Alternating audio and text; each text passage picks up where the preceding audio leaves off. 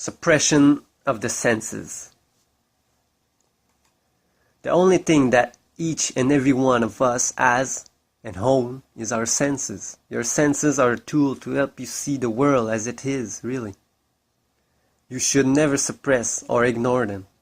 Some people say, we live too much in the five sense world. Yes, but this is where they see it wrongly. Our senses are part of us. But the problem with the senses is that people are addicted too much to them, and especially to the pleasure that they procure, like sex, drugs, alcohol, anything else. People are led to believe that what your senses are telling you is what there is, and only what there is, and this is what makes reality. The senses are only a reaction of the exterior world acting upon you, and it is only again in your mind, a perception. Know that the origin of the sensation you are feeling, what you feel, is only one part of it. It is only the effect of the action on the physical the senses pick up. Because for every action there is a reaction. If the senses only react to an action in the physical, then what is and where is the action take place? It is in the unseen, the empty space, the dark matter that they call, or the akasha, or in the spiritual plane depending on your so-called beliefs. The only and real place it happens is in your mind, your thoughts. You and everyone else's thoughts is what makes the action and populate the unseen world that is all around you.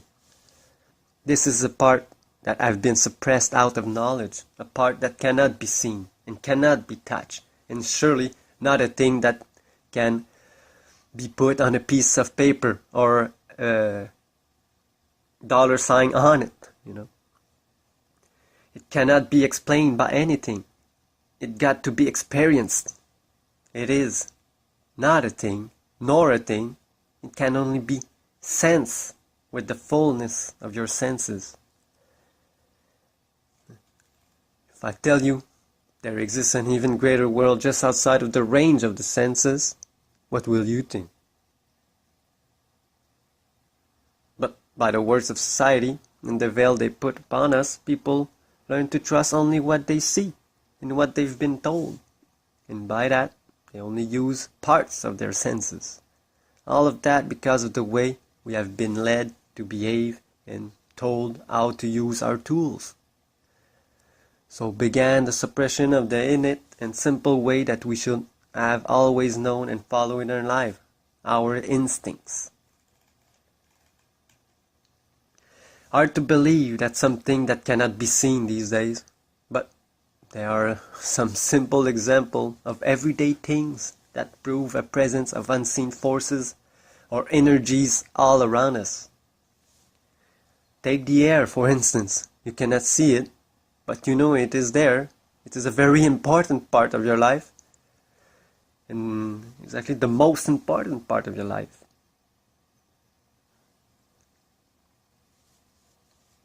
Take the rays of the sun. You cannot see them with your own eyes, or can you grab them with your hands, but you definitely can feel it on your body, and it is a part of you and you and everyone else everyday life too.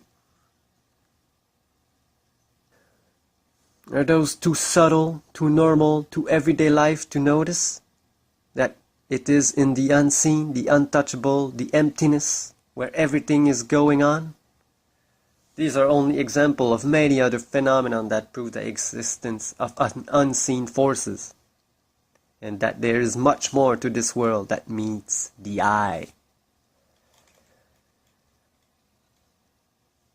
That is why people need to relearn everything, how to use their senses to the fullest, not only for the physical pleasure or pain, but to have the experience of it, the true meaning of it, without thinking of it as a thing, but just enjoying the moment, the experience that you are having of it, not to be driven by it.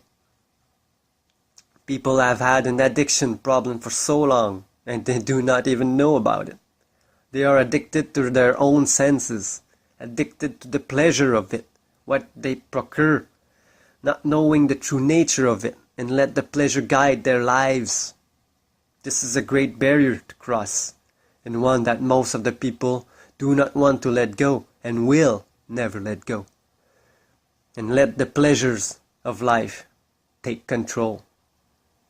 It is a good to have pleasure, as long as it is only an experience of not your life. Lots of people only live for pleasure, maybe to escape this place that they do not like, or maybe just because they do not understand any of it. So they resort to something that they think they know and think is real. But no, it is because they do not see the meaning of it and everything else, while having this veil of society. And wanting to escape reality is to fear life. To fear creates walls, borders, and unhappiness.